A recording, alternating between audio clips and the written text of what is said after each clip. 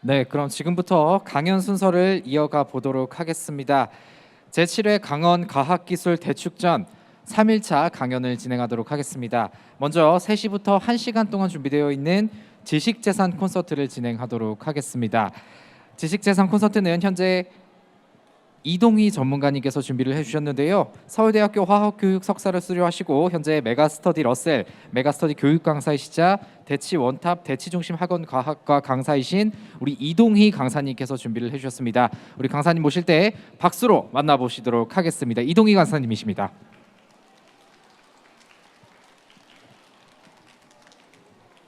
반대쪽에서 반대쪽에서 나오셔가지고 다시 한번 나오시겠습니다.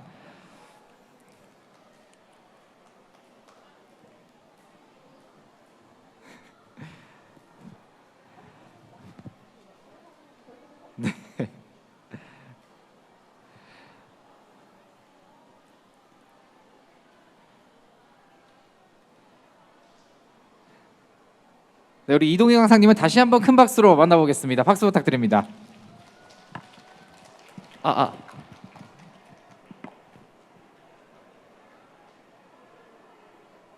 화면이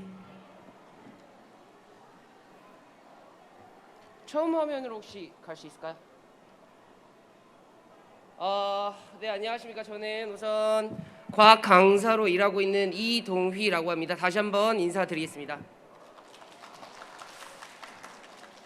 오늘 제가 여기 원주, 제가 지금 분당에서 왔는데요. 원주까지 이렇게 먼 걸음을 하게 된 이유는 지식재산권에 대한 것과 과학탐구 보고서에 대해서 이제 어떻게 써야 되는지 말씀을 드리려고 해요. 지금 여기 꼬마아이들이 조금 많이 보이고 이제 학부모님들도 많이 보이는 것 같아요. 근데 이 과학탐구 보고서 같은 경우에는 유치원에서도, 그리고 초등학교에서도, 중학교에서도, 그리고 고등학교에서도 계속 쓰여지는 보고서인데요. 흔히들 과학탐구 보고서라고 하면 학부모님들 같은 경우에는 그러니까 옛날에 어렸을 때 쓰던 그런 일기장 정도로만 생각을 하고 계실 거예요. 근데 요새 이제 과학탐구 보고서라고 하면은 뭐 특목고나 아니면은 국제중학교 이런 데 들어갈 때 굉장히 중요하게 여겨지는 그런 포인트거든요. 그렇기 때문에 그런 거에 대해서 조금 설명을 해주면 어떨까라는 거에 대해서 이제 좀 준비를 했습니다. 네, 이제 강연을 좀 시작을 해보도록 하겠습니다. 오늘 제가 할 건 과학탐구 보고서 작성과 지식재산권의 이해입니다. 네, 순서는 과학탐구 보고서가 뭔지에 대해서 먼저 설명을 드릴 거고요. 그리고 지식재산권, 그리고 지식재산권과 과학탐구 보고서에 대해서 이제 연결시켜서 설명을 드리려고 해요. 그리고 마지막에는 질의응답을 받으려고 합니다. 저입니다. 우선은 사실은 유인물을 드리려고 준비를 했는데 인원이 지금 많아가지고 유인물을 올릴 수는 없어서 혹시 이제 네이버에 제 이름 치면 제가 나오거든요. 그래서 제 블로그에 오늘 자료 올려둘 테니까 거기서 자료 마음껏 다운 받으시면 좋을 것 같아요. 우선은 저는 서울대학교 화학교육과 석사를 졸업을 했고요. 그리고 지금은 메가스터디 교육, 메가스터디 러셀에서 화학 강사로 일을 하고 있습니다. 뭐 대치동에서는 두각이라는 강대마이맥이라는 옛날에 그런 학원에서 일을 하고 있고요. 조금 이력이 특이한 게 옛날에 교사였었습니다. 교사였었고, 그리고 지금은 강사지만 그 이전에는 교과서 연구원이었어요. 그렇기 때문에 이 과학탐구 보고서에 대해서 다각적인 시각으로 이제 뭐 아이들 또는 여러분들께 알려드릴 수 있을 것 같습니다. 그리고 뭐 저서로는 수학과 엑셀 시프레드를 이용한 과학 수업인데, 우선 방금 말씀드렸듯이 이제 교사 그리고 강사 그리고 연구원으로 제가 있었었는데, 과학탐구 보고서 같은 경우는 교사로서는 제가 채점자의 역할을 했었습니다. 그리고 강사로서는 아이들을 지도하는 역할을 했었죠. 연구원으로서는 아이들한테 이제 정확성 또는 이제 당위성을 부여하는 연구를 했었습니다. 때문에 저는 이 통합적인 시각을 오늘 이 짧은 1시간에 보여드리도록 하려고 이 자리에 서 있습니다. 네, 우선 과학탐구 보고서에 대해 말씀을 드리겠습니다. 자, 생활 주변의 여러 가지 의문점 중에서 각자의 흥미와 능력에 맞는 주제를 선택하여 스스로 탐구해보고 뭐 탐구한 내용을 정리 발표하는 기회를 제공하는데요. 너무 딱딱한 말이죠. 그러니까 내가 궁금한 게 생기면 그거에 대해서 그냥 실험을 한번 해보고 그 실험 한번 한 다음에 그거에 대해서 정리해보자. 이게 가장 간단한 설명입니다. 근데 거기에 어떤 내용들이 어떻게 쏙쏙들이 들어가 있는지에 대한 게 이제 오늘 강의할 내용이죠. 주제들이 있어요. 주제들은 이제 과학이라고 하면은 물화생지라고 하죠. 지금은 물리학, 생명과학, 화학, 이제 지구환경공학, 뭐 지구학, 지구과학 이렇게 나눠져 있는데 제 전공은 화학교육입니다. 근데 아이들마다 이제 관심 있는 분야가 되게 달라요. 그래서 물리를 좋아하는 아이들, 화학을 좋아하는 아이들, 뭐 생물을 좋아하는 아이들, 아니면 지구 환경을 좋아하는 아이들인데 아이들이 저 말을 이해를 잘 못해요. 조금 이따가 과학탐구 보고서 쓰는 순서에 대해서 말씀드릴 때 이야기를 할 텐데 그때 이제 아이들의 저는 흥미를 물어봅니다. 아이들의 흥미를 물어보면은 그때 저는 그렇게 얘기를 해줘요. 아, 너가 있는 그 흥미 분야가 지금 지구과학이라는 분야야. 아니면 너가 있는 그 흥미 분야가 화학이라는 분야야. 그래서 아이들한테 아, 내가 지구과학을 좋아하고 있구나 또는 화학을 좋아하고 있구나 그런 거를 이렇게 인지를 좀 시켜주는 편입니다. 요새는 이제 융합과학 또는 통합과학 시대라고 해서 산업 및 에너지, 뭐 IT, 뭐 SW, 소프트웨어죠. 뭐 융합 포함 뭐 이렇게도 있는데 저도 이제 강사일 때 그러니까 지도자일 때죠. 뭐 아이들을 이렇게 탐구를 지도함에 있어서도 저 IT 가지고 한 적도 있거든요. 샤오미 미 밴드라는 걸 가지고 수면 질을 측정을 할 수가 있습니다. 그래서 수면 질을 측정함으로써 이렇게 하면은 수면을 잘 할 수 있구나, 저렇게 하면은 수면을 잘 못 할 수 있구나 이런 거에 대해서 이제 탐구를 한 적이 있어서 아이들이 요새 만약에 좀 그런 프로그래밍 아니면은 요새 저희는 MZ 세대라고 하잖아요. 더 어린 아이들은 되게 벌써부터 이렇게 스마트폰을 잘 갖고 놀더라고요. 그래서 스마트폰에 관심이 있으면 저렇게 우리 아이의 미래를 그려 나가면 좋을 것 같습니다. 저런 주제로. 네, 참가 대상이 중요한데요. 초등학교 4학년부터 고등학교 2학년입니다. 제가 중요하다고 말씀을 드리는 이유는 다 한다는 거예요. 어떤 형식으로든 학교에서 이루어지고 있고요. 어떤 형식으로든 수상이 이루어지고 있습니다. 지금 고등학교 자소서가 없어지고 있다고 해요. 아니요. 이제 내년이면 없어질 텐데요. 자소서가 없더라도 저희 이제 과목별 특이사항에 기재가 됩니다. 그렇기 때문에 과학탐구 보고서 중요했고요. 예전에는 정말 중요했었어요. 뭐 자소서를 쓰는 데 있어서 과학탐구 보고서는 은상 수상 경력 뭐 이런 게 중요했었는데 은상 금상 수상 경력. 근데 지금은 세부적으로 들어가나 우리 아이가 대학을 갈 때 또는 우리 아이가 고등학교를 갈 때 또는 우리 아이가 중학교를 갈 때 그 세부적인 거 하나 때문에 탈락이 될 수 있기 때문에 그 세부적인 거 하나 찾아줘야죠.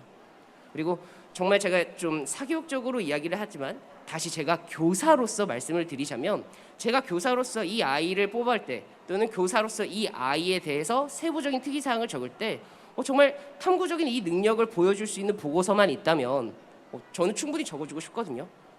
그거를 좀 만들어 주자는 거죠. 그리고 아이가 이 탐구 보고서를 쓰면서 굉장히 많은 머리에 그런 생각하는 범위가 바운딩이 늘어납니다. 때문에 과학탐구 보고서는 초등학교 4학년부터 시행이 되고 있는 거고요. 네, 과학탐구 보고서 키워드입니다. 과학탐구 보고서 키워드인데 사실 이 키워드는 제가 숫자 번호를 매겨둔 거는 보고서 순서예요. 처음에는 탐구 동기가 있어야죠. 사실은 저거는 보고서 순서이기도 하고 또 우리가 이제 인생을 살아가는 과정의 순서이기도 한 것 같습니다. 우리는 왜 태어났냐 뭐 이런 거에 대해서 우선 물음부터 시작을 하잖아요. 보고서도 똑같아요. 왜 하냐, 이 보고서를 왜 써야 되냐 이런 것부터 시작을 합니다. 그리고 탐구 과정에 대해서 우리는 계획 및 수립을 해야 되죠. 계획 및 수립을 했으면 실험을 해야 되고요. 그에 대한 결과가 나와야 하며 그리고 재현이라는 거는 나중에 저희가 뭐 느낀 점을 후술하거나 아니면 좀 더 어떤 실험을 해야 되는구나 뭐 이런 식으로 서술해야 되는 부분입니다. 조금 어려운 이야기인데 실험 방법은 연역적 방법과 이제 귀납적 방법이 있습니다. 연역적 방법은 가설을 쓰는 거고 귀납적 방법은 여러 현상을 종합하는 거라고 생각하는데 다시 말씀드리면 여러 현상을 종합하기에는 우리 아이들이 보고서를 쓰는 시간이 너무 적어요. 그러니까 가설을 먼저 설정해야 되는 그런 연역적 탐구 방법을 사용해야 됩니다. 어렵죠? 조금 쉽게 설명드리도록 하겠습니다. 네, 첫 번째 탐구 동기부터 말씀드리려고 하는데 저는 키워드를 가지고 왔습니다. 저 4가지 키워드로 제가 이제 지도를 할 때 또는 이제 교사로서 다른 아이들의 보고서를 채점할 때 저 네 가지 키워드를 항상 봤는데요. 저는 아이들한테 아까 맨 처음에 이야기했듯이 뭐가 재밌어? 라고 묻습니다. 그럼 아이들은 그래요. 저 2차 방정식이요. 아니면 저 미적분이요. 네, 사교육을 너무 많이 받은 거죠. 그리고 제 앞이니까 되게 그런 과학적인 이야기 아니면 수학적인 이야기를 이야기해요. 그럼 저는 말하죠. 아니 너 그거 말고 지금 하고 있는 게 뭐야? 지금 취미가 뭐야? 재밌는 게 뭔데? 게임은 뭐 하고 있어? 그런 데서부터 아이들의 흥미를 이끌어야 됩니다. 이제 제가 했던 탐구 중에 하나는 아이가 그 총 게임을 좋아했어요. 뭐 서든 어택인지 제가 게임을 안 해서 잘 모르겠지만 뭐 그런 거를 좋아했습니다. 그래서 저는 그래 그러면 총 가지고 해보자. 너프건으로 해보자. 너프건을 어떻게 하면 잘 멀리 쏠 수 있을까? 제가 지금 말씀드리는 주제가 굉장히 가벼워 보이지만 그거를 뭐 올림픽에 나오는 사격 파지법이나 또는 거기에 대해서 수학적인 공식이나 아니면 아이의 뭐 이런 안정적인 자세나 이런 거를 과학적으로 탐구를 도입하기만 하면 돼요. 즉 아이들이 재밌는 걸 해야죠. 부모님들이 재밌는 거 말고 아이들이 재밌는 걸 해야 됩니다. 때문에 뭐 흥미나 재미를 먼저 찾아야 돼요. 탐구 보고서를 먼저 쓸 때는 뭐 액체 괴물로도 한 적이 있고 뭐 밀웜 가지고도 한 적이 있습니다. 자, 다음은 이제 문제점이 있어야 되는데요. 이게 재밌기만 하면 안 돼요. 거기에 대해서 문제점, 어떤 탐구를 해야 되는지에 대해서는 문제점을 해결해야 되는 게 탐구거든요. 이게 인류의 과학 역사와 또 과학의 역사와 굉장히 절차가 비슷한데요. 그 문제점을 아이들에게 찾으라고 하면은 잘 못 찾아요. 아직 아이들이 이걸 해본 적이 없기 때문에. 그래서 저는 뉴스를 찾아보라고 합니다. 그 네이버나 아니면 여러 뉴스 탭들이 있잖아요. 거기 이제 액체 괴물, 뭐는 너프건 이런 거에 대한 문제점을 찾아보라고 해요. 액체 괴물 같은 경우에는 아이들의 액체 괴물을 만지고 놀았을 때 피부염이 발생을 했었어요. 또 토마토에 관심이 있었던 친구들 같은 경우에는 토마토를 초록색에서 빨간색으로 후숙시키는 과정에서 공업용 에틸렌을 사용을 했는데 그 공업용 에틸렌이 두통을 유발을 했죠. 그런 문제점을 먼저 찾아야 우리는 탐구할 동기가 생긴다는 겁니다. 그리고 가설을 세워야죠. 가설이라는 건 과연 그럴까라는 겁니다. 과연 공업용 에틸렌이 사람의 피부에 안 좋을까? 과연 두통을 일으킬까? 이거에 대한 이야기를 찾아봐야 돼요. 네, 가설을 먼저 찾으면 사실은 주제를 찾게 되면 저희가 이제 60억이 사는 인구이기 때문에 이 연구에 대해서는 웬만큼 이루어져 있습니다. 그래서 기존 연구를 찾아봐야 돼요. 거의 대부분 기존 연구가 이루어져 있을 거예요. 왜냐하면 기존 연구가 이루어져 있으니까 뉴스에 나온 거겠죠. 그렇다면 그 기존 연구를 어디서 찾아야 되냐? 이 같은 경우는 제가 이 다음 슬라이드에서 보여드리도록 하겠습니다. 뭐 리스나 아니면은 서울시 뭐 교육청 뭐 과학정시관 아니면 중앙과학관 이런 데서 할 수 있는데 조금 이따가 말씀드릴게요. 네, 기존 연구가 왜 중요하냐라는 거는 기존 연구에다가 그냥 맡겨버리면 안 된다는 거예요. 그 기존 연구를 아이들이 한번 해봐야죠. 아이들이 한번 해봄으로써 아 진짜 기존 연구가 이렇게 나왔구나. 그것도 탐구 과정이니까요. 그래서 기존 연구를 이렇게 진행을 해야 되고 기존 연구를 찾아봐야 되고 그렇다면 그러면 이제 의문점이 생기죠. 아이들도 물어봐요. 선생님 그러면 제가 기존 연구를 그냥 하는 거면 이게 제가 만든 게 아니잖아요. 그럼 저는 그렇게 이야기를 해줍니다. 그래, 기존 연구에서도 분명히 문제점이 있을 거야. 그러면 그 문제점을 또 한 번 생각을 해보고 그거에 대해서 한번 우리가 다시 실험을 짜보자. 이게 제가 보고서라는 건 항상 논리가 쌓여야 되거든요. 그냥 뭐 1번, 2번, 3번 그거에 대해서 단락단락마다 쓰는 게 아니고 이건 왜 그렇지? 이건 왜 그런데? 그래서 뭐 할 건데? 그래서 이렇게 된다고? 그래, 그래서 나는 뭘 할 거야? 이런 식으로 논리를 쌓아야 된다라는 겁니다. 어쨌든요. 그 다음에 뭘 할 건지에 대해서 창의성을 부과를 해줘야 됩니다. 이게 바로 탐구 동기죠. 어느 정도 이렇게 해야겠다라는 생각을 가지고 가는 게 탐구 동기입니다. 토마토로 예를 들자면 토마토 같은 경우에는 아까 공업용 에틸렌이 뭐 머리를 아프게 한다고 했죠. 토마토를 이제 빨갛게 하는 그 공업용 에틸렌. 그래서 저 같은 경우에는 이제 아이들한테 토마토를 직접 길러보게 했습니다. 길러봐야죠. 그래서 거기에 대한 관심도가 더 생겨야죠. 직접 기르고 직접 빨갛게 공업용 에틸렌으로 해봄으로써 기존 연구에 대해서 연구를 했어요. 뭐 두통을 실험해 보지는 못했습니다. 인체에 관련된 그런 실험이기 때문에. 하지만 돼지고기 껍데기 가지고 피부 민감도 실험 정도는 했었어요. 뭐 사람의 피부로는 할 수 없으니 사람의 피부가 민감한 저희 뭐 마트 가면 돼지 껍데기 쉽게 구할 수 있잖아요. 그래서 그거 가지고 이제 진행을 했었습니다. 네, 거기까지가 기존 연구고요. 그 다음에 이제 아이들이 생각했어요. 그럼 이걸 어떻게 발전시킬까? 아이들이 이야기를 했습니다. 선생님, 공업용 에틸렌이 아닌 천연 에틸렌이 있지 않아요? 그런 창의성을 부과를 해서 다시 한번 실험을 한다라는 겁니다. 이게 탐구 보고서의 순서고요. 네, 우선 탐구 동기까지 했고 그 다음에 제가 아까 말씀드리고자 했던 건데요. 맨 왼쪽으로 보시면은 저게 리스 사이트입니다. RISS라고 해서 논문을 검색하는 사이트예요. 아마 여기 뭐 이제 학부모님들은 되게 많이 들어가 보셨을 텐데 저기 이제 선행 연구를 찾을 수가 있고 그리고 가운데 보이는 게 이제 국립중앙과학관이라는 그런 홈페이지인데요. 과학관에 뭘 찾을 수가 있다고요? 라고 이야기를 하는데 저기에서 특별전 행사라는 탭에 그 전람회 통합 검색이라는 탭이 있습니다. 거기서 내가 원하는 주제만 치면 뭐 너프건 아니면 액체 괴물 이런 것만 치면 그거에 대한 다른 학생들 전국에 있는 다른 학생들이 한 연구가 나오니까요. 참고해도 좋아요. 과학탐구 보고서 대회라고 하면 아이들이 오해하는 게 남의 거를 아예 따라하면 안 되는 줄 알아요. 따라하면은 안 되죠. 하지만 참고할 수는 있잖아요. 주제요. 그러니까 남의 걸 따라하면 안 되니까 허무맹랑한 걸 가지고 오는 거예요. 빅뱅을 연구하고 싶대요. 빅뱅은 아직도 연구되기에 되게 많습니다. 그러니까 허무맹랑하죠. 아니면 뭐 공룡에 대해서 연구를 하고 싶대요. 공룡 멸종한 지가 언젠데요. 그러니까 아이들한테 어느 정도 가이드라인을 제시해 줘야 되는 게 저는 어른들이라고 생각을 합니다. 그리고 우리 아이들 같은 경우에는 빅뱅이나 뭐 공룡 이런 거를 해도 괜찮지만 지금 존재하지 않는 거는 거의 할 수가 없으니까 지금 존재하는 그런 주제들로 생활 속의 사소한 불편함이 아마 탐구 보고서의 이제 주제가 될 가능성이 많습니다. 그러니까 우리 아이들도 그런 거에 대해서 생각을 해줬으면 좋겠어요. 네, 그리고 그 옆에 보시면은 이제 서울특별시 교육청 과학전시관이라는 사이트인데요. 저기에서도 이제 검색을 할 수가 있습니다. 네, 동기가 끝났으니 이제 탐구해 봐야죠. 네, 탐구를 함에 있어서 예상 결과는 굉장히 중요합니다.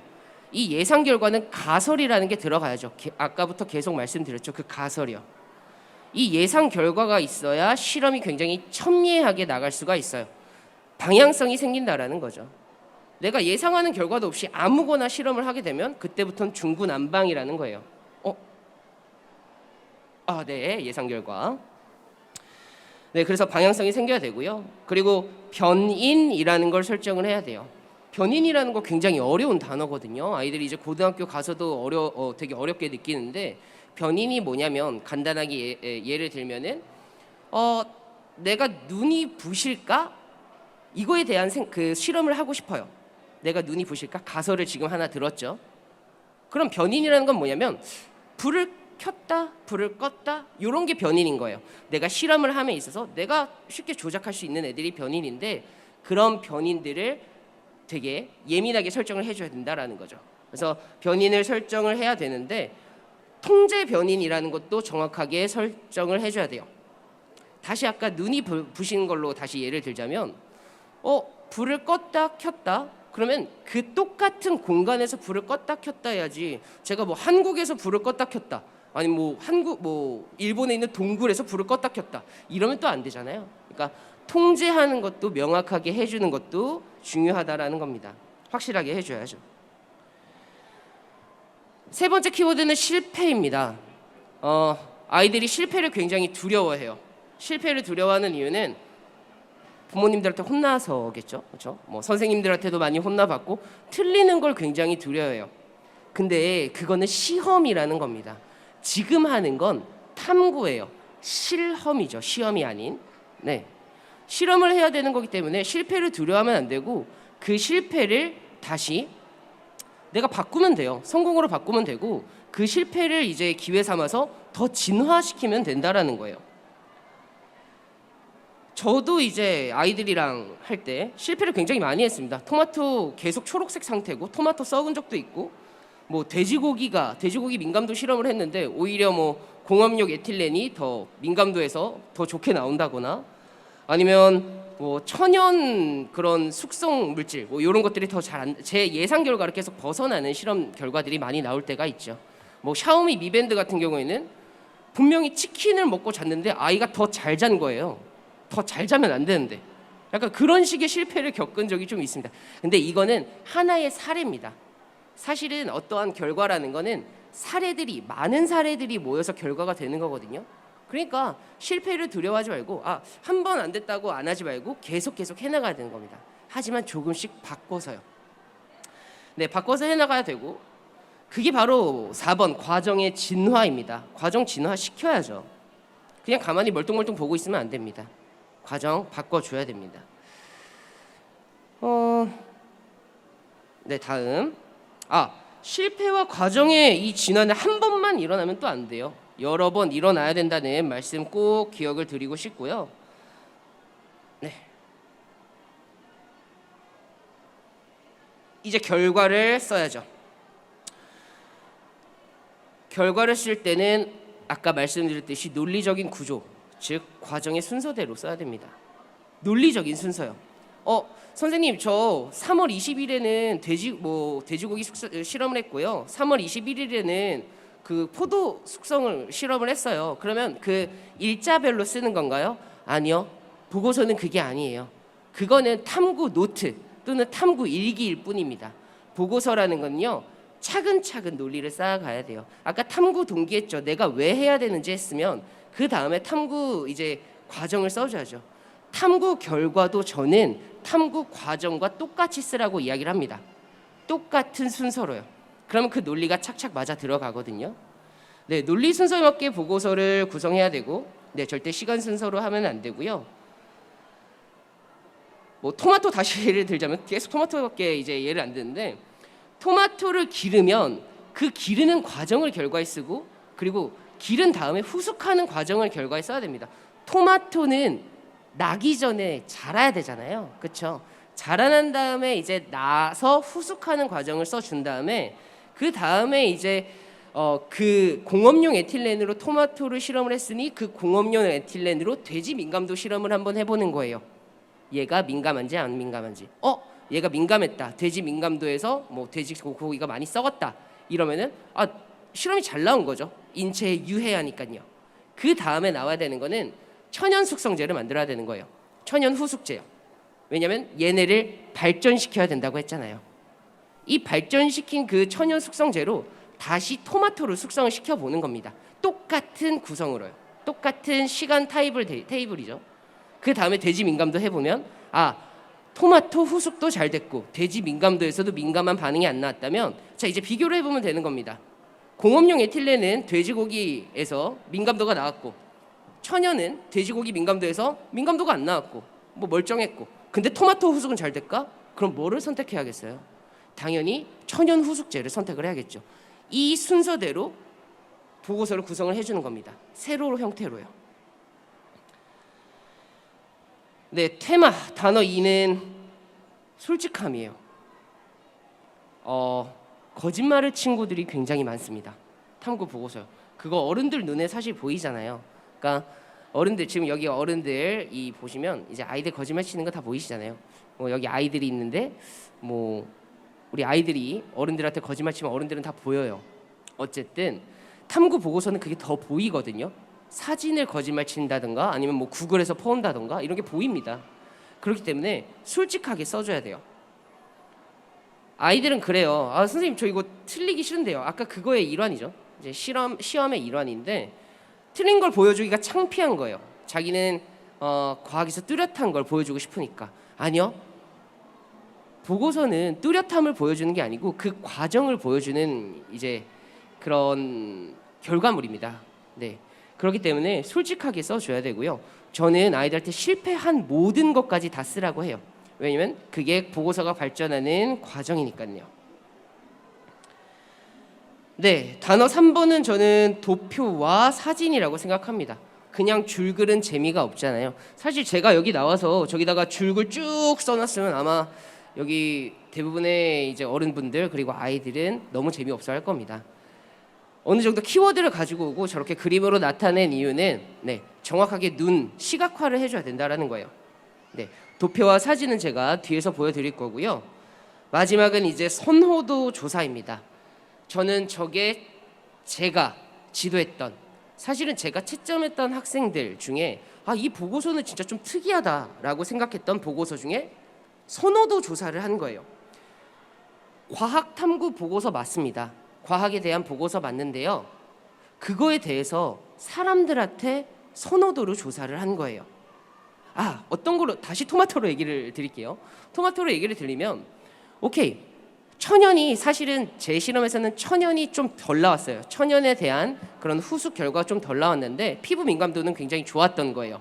하지만 공업용 에틸렌은 후숙은 정말 좋았어요. 빨갛게 정말 잘 만들었죠. 하지만 인체에 유해해요. 그런 것들을 사람들한테 조사를 하는 거예요.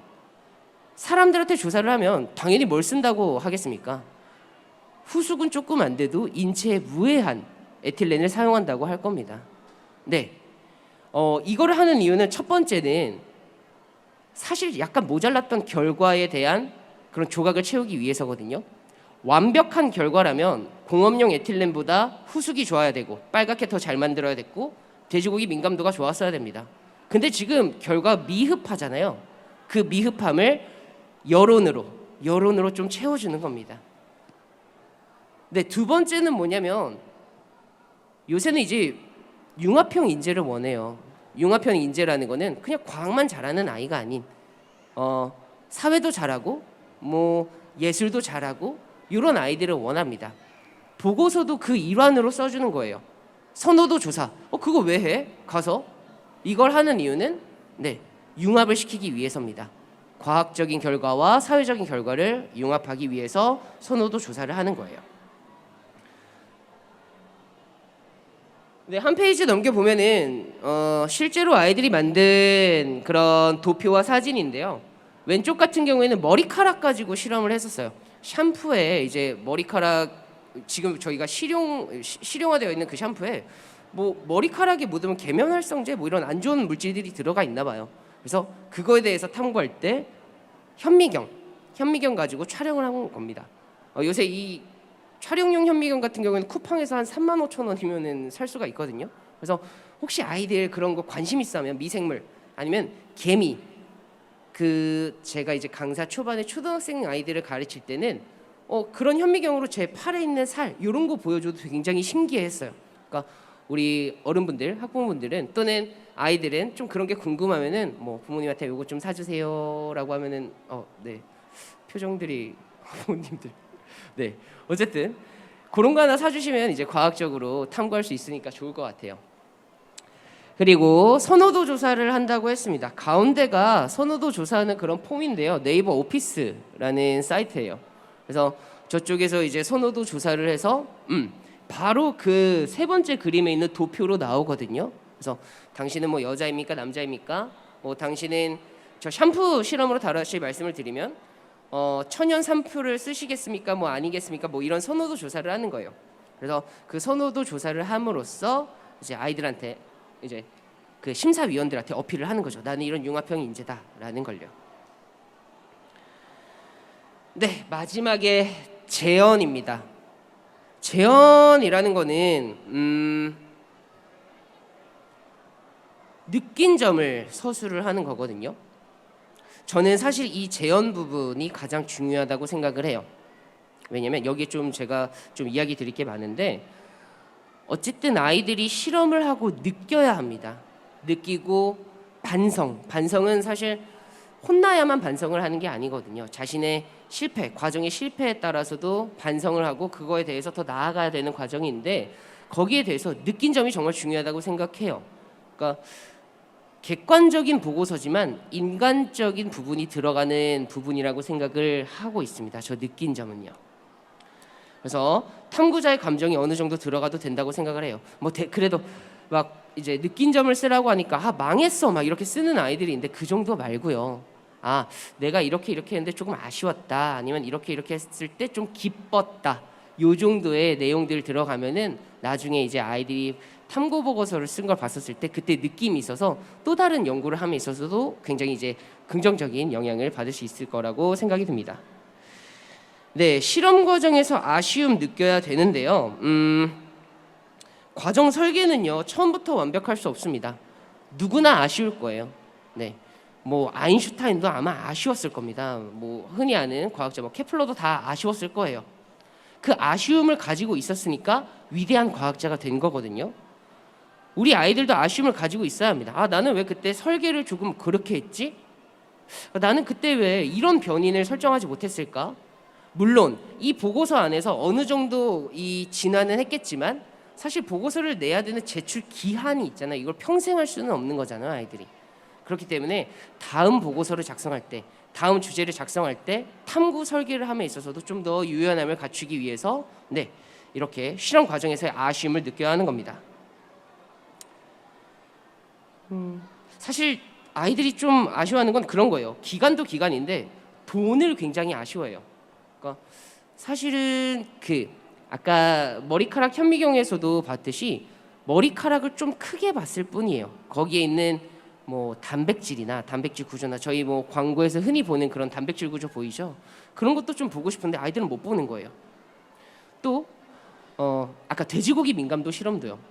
사실 돼지고기가 아닌 인체로 하면 당연히 인간 요리 때문에 안 되지만 좀 더 뭐 쥐를 사용한다거나 아니면 다른 분광학 기계나 그런 거를 사용하면 좀 더 좋았을 거라는 이야기를 굉장히 많이 합니다.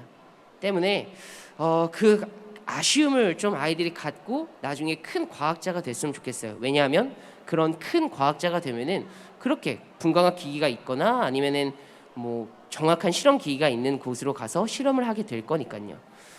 요즘 이제 과학자가 촉망을 받는 시대잖아요. 이과 전성 시대라고도 이야기를 하는데 그 이과 전성 시대는 앞으로 쭉 이어질 거라고 생각이 됩니다. 물론 문과 과목도 굉장히 중요하죠. 하지만 어느 정도 지금 선호하고 있는 그런 부분은 이과적인 부분이 있기 때문에 그런 부분을 살리기 위해서는 지금 하고 있는 탐구 보고서 어릴 때부터 중요하다고 생각이 들어요. 네, 추후 연구를 써줘야 합니다. 아까 말씀드렸죠. 시간적인 제한이 있었을 거라고요. 그리고 아이들은 아쉬움을 느꼈을 거라고요. 그리고 아이들은 느낀 점이 있다고 이야기를 드렸습니다. 추후 연구에 대해서 재연이라는 곳에 써줘야 돼요. 재연은 가장 마지막에 쓰는 건데요. 이 추후 연구를 써줘야 사실은 저희가 초등학교 4학년이었죠. 그렇죠? 초등학교 4학년부터 고등학교 2학년 때까지 실험 보고서를 쓰는데 이 추후 연구를 쓰는 건 왜 쓰느냐? 스토리 라인을 만들기 위해서예요. 물론 자소서는 없어졌습니다. 하지만 고등학교로 예를 들어볼게요. 과목별 세부사항은 아직 남아있어요. 자, 중학교로 예시를 들어볼게요. 그 친구들은 아직 자소서 쓰고 있죠. 강원도라 하면 뭐 민사고 지금 자소서 썼었죠. 그렇죠? 민사고. 그래서 민사고 친구들 자소서를 좀 봐줬던 기억이 있는데 그 자소서 또는 과목별 세부 특이사항을 쓸 때 스토리 라인이 있어야 된다라는 거예요. 즉 나는 고등학교 1학년 때 토마토 후숙을 했어. 계속 토마토로 얘기를 들죠. 그러면 추후 연구에서 토마토 할 때 천연으로 하니까 이게 좀 아쉬웠네. 그러면 그 천연 말고 천연에다가 좀 공업용을 섞어볼까? 그런 연구도 좀 해볼까?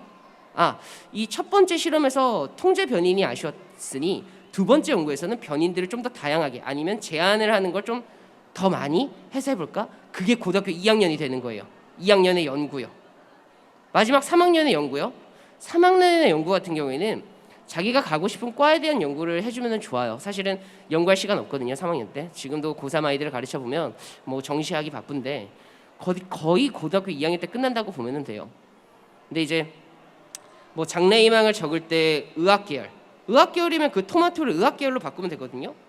뭐 돼지고기 민감도에 대한 실험을 많이 해야겠죠.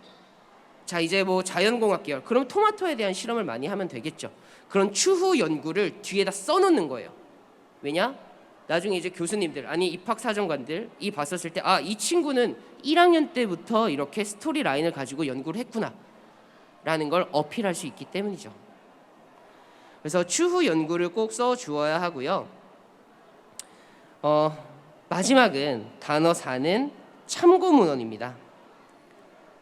오늘 제가 하는 주제는 과학탐구 보고서 작성 요령과 지식재산권이에요.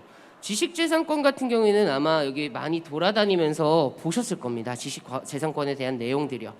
흔히 말하는 그 저작권이라고 부르는 거와 거의 통용화되어 있죠. 참고 문헌. 사실 앞에서 말씀드렸어요. 맨 처음에 말씀드렸던 건 뭐냐면 기존 연구를 저희는 찾아야 한다고 했잖아요. 그 기존 연구들을 해봄에 있어서 분명히 참고하는 문헌들이 있을 거예요. 그거를 그대로 베껴다가 쓰면 그거는 저작권의 위배가 됩니다. 그래서 조금 이따가 이야기를 해드리겠지만 이 참고 문헌을 쓰는 방법도 있어요. 방법도 있고 또 이제 참고 문헌을 쓸 때 예민하게 받아들여줘야 되는 부분들도 있고요. 그래서 그거에 대해서 설명을 드리려고 마지막 탐구 보고서의 마지막인 재현 부분에 마지막인 참고 문헌 부분에 넣어 놓은 겁니다. 네, 이렇게 되면 과학 탐구 보고서는 어느 정도 완성이 될 거예요. 재현까지 쓰면요.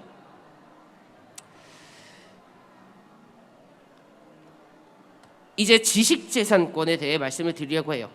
방금 전에 말씀드린 참고 문헌에 대한 이야기죠. 자, 지식재산권에 대한 정의는 발명, 상표, 디자인 등의 산업재산권과 문학, 음식, 음악, 미술 작품 등에 대한 저작권의 통칭이다라고 하죠. 사실 여기 아이들이 있었으면 저는 이제 저작권의 밑줄을 그라고 할 텐데요. 어쨌든 저작권이란 말이에요. 지식재산권이라는 거는 너무 어렵게 받아들이지 않으셨으면 좋겠습니다. 네, 지식재산권의 키워드 같은 경우에는 세 가지로 분류가 되는데요. 하나는 산업재산권, 두 번째는 저작권, 세 번째는 신지식재산권입니다. 이렇게 분야가 나뉘어져 있어요. 저런 지식재산권이라는 거는요. 그거에 대해서 좀 자세히 말씀을 드리도록 하겠습니다. 제 슬라이드 중에 글자가 가장 많은 곳인데 고민을 많이 했어요. 고민을 많이 한 부분이고 저거를 그냥 키워드 정도로만 나타내자면은 까먹으실까봐 또는 아이들이 기억을 못할까봐 좀 더 명확하게 나타내기 위해서 가장 슬라이드 중에 글자가 많은 곳이라고 생각을 합니다. 어차피 저거 다 기억을 하지는 않아도 돼요. 제가 네이버 블로그에 올려드릴 테니까. 자, 지식재산권은 세 가지 분야로 나뉘어집니다. 산업재산권, 저작권, 그리고 신지식재산권으로 나눠지는데요. 산업재산권 중에 특허권은 기술의 착작으로 고도화한 게 특허권이라고 합니다. 저도 사실은 신지식재산권을 공부할 때 그 예시가 정말 좋았어요. 그러니까 벨이라는 사람이 전화기라는 거를 발명을 했죠. 그거는 특허권인 겁니다. 그 사람이 전화기라는 걸 고도의 창작이잖아요. 고도화한 거잖아요. 그거는 특허권이고요. 실용신안권과 특허권을 굉장히 헷갈려 하는데 실용신안권은 뭐냐면 실용성 있는 계량 기술이에요. 처음에 전화기는 송화구, 수화구 이게 따로 있었다고 합니다. 이건 전화기라는 거 하나죠. 근데 요새는 어때요? 핸드폰이 하나로 뭉쳐져 있죠. 하나로 뭉쳐져 있는 이 기술을 개발한 게 실용신안권인 겁니다. 네, 특허권과는 명백히 다르죠. 특허권은 좀 거대한 범주를 만들었다면 실용신안권은 그 안에서 세부적이게 편하게 만든 거예요. 이게 산업재산권인 겁니다. 자, 다음 디자인권. 쉽죠. 디자인권은 물품의 모양과 색채 등 신미감을 줄 수 있는 창의 작품. 그러니까 디자인 이런 거 베끼면 절대 안 되고요. 상표권 많이 들어보셨죠? 상표권에 관한 이야기 되게 많이 해요. 아이폰이랑 이제 애플이랑 삼성이랑 이런 거에 대해 이 상표권에 대해 이야기하는데 타 상품과 식별할 수 있는 기와 문자, 도형, 입체적 요소들의 결합. 그러니까 핸드폰의 이제 모양과 같은 그런 것들이죠. 네, 저작권입니다. 저작권은요, 예술적 창작품, 문학 작품, 그리고 저작 인접권은 음악 제작과 방송 사업과 실현가의 권리인데 저는 이 저작권에 아까 별표를 치라고 이렇게 이야기를 했죠. 만약에 종이가 있었다면요. 제가 오늘 발표한 그 과학 탐구 보고서는 이 저작권과 굉장히 밀접한 연관이 있습니다. 그럼 아이들이 물어봐요. 선생님, 예술적 창작품이요? 그러면 예술적 창작품을 저희가 베낀 게 아닌데요. 저 예술적 창작품, 즉 문학 작품, 저기는 타인이 만든 보고서 또는 타인이 만든 그런 실험 탐구 결과도 포함이 됩니다. 때문에 저작권을 함부로 사용을 하면 안 돼요. 하지만 정말 중요한 건 뭐냐면 표기를 해주면 됩니다. 인용을 표기를 해주면 돼요. 그리고 어디서 쓰는 거는 저 저작권이 좀 어느 정도 괜찮냐면 한정된 공간 안에서, 그러니까 지금 이 공간 안에서는 괜찮은 거죠. 제가 어느 정도 사용하면. 대신에 인용구를 가져와야죠. 그렇죠? 인용하는 방법, 참조, 미주, 각주 이렇게 이야기를 하거든요. 네, 요런 데서 가능하고, 제가 두 번째는 고등학교 이하, 그러니까 고등학생들까지 교육하는 데 있어서 저작권은 그렇게 큰 이렇게 제재를 받지는 않아요. 역시나 인용구 넣어야 되고요. 네, 세 번째는 조사 연구, 뭐 지금 말한 과학탐구 보고서죠. 그런 보고서, 조사, 연구 이런 데 있어서도 저작권이 엄청 크게 타이트하게 들러붙지는 않습니다. 그렇기 때문에 오늘 말씀드린 과학탐구 보고서와 굉장히 연관이 있는 거죠. 네, 신지식 재산권 말씀드리겠습니다. 신지식 재산권은요, 뭐 산업재산권, 첨단산업재산권, 반도체 직접 회로 배치 설계권, 생명공학 기술권 이런 것들은 당연히 침해해서는 안 되죠. 그리고 침해하기도 되게 힘들 거고요. 산업저작권, 뭐 컴퓨터 프로그램, 인공지능 등의 소프트웨어권, 뭐 정보재산권, 영업비밀보호권, 데이터베이스권이 뭐냐면요. 얼마 전에 우영우라는 그 드라마를 보셨을 거예요. 이상한 변호사 뭐 우영우라는, 거기서 이제 잘못해서 이제 그 회사에, 어떤 인터넷 회사에 정보가 넘어가게 된 사건이 있었습니다. 그게 바로 이제 데이터베이스권이에요. 그 회사의 데이터베이스가 넘어간 거기 때문에요. 그것 때문에 이제 막 소송이 일어났던 기억이 있는데 그런 것들에 대해서 이야기를 하고 싶고요. 그리고 뉴미디어권, 그리고 뭐 기타인데 뉴미디어랑 기타는 굉장히 다양한 거예요. 뭐 유튜브나 아니면 뭐 그런 것들에 대한 이야기입니다. 어쨌든 지식재산권이라는 거는 이런 굉장히 다양한 부분이 있고요. 우리가 이제 지식재산권을 지키면서 또는 우리의 지식재산권을 보호받으면서 살아가야 된다고 저는 꼭 말씀을 드리고 싶고, 아까 말씀드린 과학탐구 보고서랑 연관을 드리자면 저 저작권 꼭 지켜야 한다는 말씀을 드리고 싶어요. 네, 그거에 대한 일환으로 참고문헌 표시법인데, 제가 여기 환경을 잘 모르고 이거 인터넷이 되는 줄 알았어요. 뭐 컴퓨터가 바로 앞에 있는 줄 알았는데, 그래서 같이 이제 참고문헌을 어떻게 표시하는지에 대해서 말씀드리려고 하는데요. 리스라는 사이트를 가서 논문을 한번 찾아보세요. 논문을 찾아보시면 저런 식으로 창이 띄어질 겁니다. 네, 사실 저기 나온 논문은 제 논문이거든요. 제 논문인데 뭐 발성사고법을 활용한 뭐 고등학생의 뭐 비유 생성 과정 분석 논문인데, 저런 걸 한번 쳐보시면은 저 아래 화살표 보이시죠? 인용하기라는 버튼이 있어요. 저 인용하기 버튼을 누르면 어떻게 이렇게 인용하는 그런 문구가 뜰 겁니다. 아래 잘 보이실지는 모르겠지만 스피커 때문에 네, 저렇게 인용하는 방법이 나와 있거든요. 저런 것들이 뜨면 그냥 복사 붙여넣기를 해주면 돼요. 저게 인용하는 방법이거든요.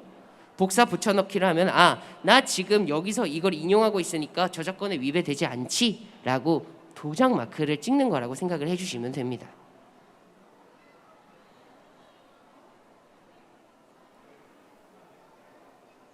네, 혹시 질문이 있는지 해서 질의응답 시간을 가지려고 하거든요. 뭐 아이들도 되고 뭐 어른들, 학부모님들 질문을 좀 받았으면 좋겠어요. 되게 사실은 제가 지금 근무하고 있는 환경이 그 사교육에 몸을 담고 있잖아요. 그렇지만 공교육에서도 일을 했고, 어쨌든 학교의 사정이나 아니면은 이제 사교육의 사정이나 아니면 또 이제 대학원을 다녔기 때문에 뭐 교육연구원의 사정들도 잘 알고 있기 때문에 입시 같은 거 물어보셔도 됩니다. 아니면 아까 과학탐구 보고서에 대한 것도 물어보셔도 괜찮을 것 같고요.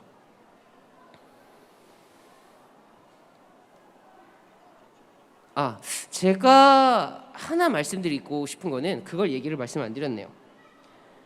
저 저작권에 실패한 사례가 한 사례가 있었습니다. 저도 이제 제가 사실은 이제 사교육에서 아이들을 이제 탐구 지도를 할 때 그래도 웬만한 보고서들은 상을 다 받았던 것 같아요. 이 몇몇 사례에서 이제 상을 못 받은 사례가 있는데 그 중에 하나가 치팅이 걸린 거였습니다. 그러니까 아이들이랑 이제 탐구 지도를 하는데 그때 4학년 아이들이었던 것 같아요. 4학년 아이들이었는데 처음에는 그런 아이들인지 몰랐는데, 그러니까 학원으로 찾아왔으니까 정말 대한민국 굴지 기업의 그런 회장의 이제 손자분이었던 것 같아요. 그래서 거기 이제 들어갔는데 사실 그런 대기업의 손자분도 별반 다르지 않더라고요. 뭐 쉬는 시간에 마인크래프트 하고 뭐 브롤스타즈 하고 막 이렇더라고요. 어쨌든 그런 아이들을 데리고 했는데 처음에 탐구 보고서를 맨 처음 쓸 때 이론적 배경을 써야 됩니다. 그 이론적 배경을 쓸 때 네이버를 그냥 갖다 긁어서 쓴 거예요. 아무런 인용 문구도 없이요. 네. 담임 선생님이 알았습니다. 담임 선생님이 알아서 그 어머님한테 이제 이야기가 들어갔고 그 어머님이 저한테 탈락했다고 말씀을 해주시더군요. 그러니까 저렇게 치팅이라는 건 굉장히 중요한 겁니다. 절대 어겨서는 안 되고 또는 이제 저희가 만약에 내 거가 이제 치팅을 당했을 때도 좀 강경하게 대응을 해야 되는 거고요. 네. 어쨌든 오늘 이제 과학탐구 보고서 작성 요령과 지식재산권에 대한 말씀을 드렸는데요. 어떻게 잘 도움이 되셨는지 모르겠어요. 하나 더 준비한 건 네, 감사합니다라는 말과 함께 저 아래쪽에 저도 이제 문헌을 참고하고 이 PPT를 만들었기 때문에 제가 만약에 지식재산권을 발표하는데 지식재산권을 안 지키면 안 될 것 같아서 저렇게 격주를 달아두은 거고요. 사실은 지금 이 자리에서 공적인 자리에서 말씀을 드리지만 저 PPT 템플릿도 제가 이제 돈을 주고 정당하게 구매를 한 겁니다. 네, 그래서 저 역시도 이제 지식재산권에 대해서 공부하고 과학 탐구 보고서에 대해서도 다시금 생각하면서 좋은 자리가 됐던 것 같아요. 네, 지금까지 과학을 가르치고 있는 강사 이동이었고요. 혹시 오늘 이 자료 궁금하시면은 네이버에 그냥 이동희 강사 치시면 저 나와요. 그래서 그 블로그에서 이렇게 다운받아 가주시면 감사할 것 같습니다. 네, 지금까지 강사 이동이었습니다.